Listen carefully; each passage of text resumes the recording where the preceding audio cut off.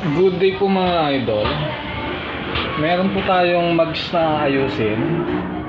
At tignan natin kung ano ang diferensya ng mags natin. Close up, ayan po ah. Ayan, ayun dumidikit po siya sa pointer. Tapos ayan malayo siya sa pointer. Ayan, malayo siya. Tapos didikit na naman siya, ayan oh. Dapat mamaya pag naayos na ay wala na yon, hindi na siya dapat ganon. Tignan natin yung kabilang pisngi. Sa kabilang pisngi naman ay wala, sentro ang kabilang pisngi. Walang damit sa kabilang pisngi.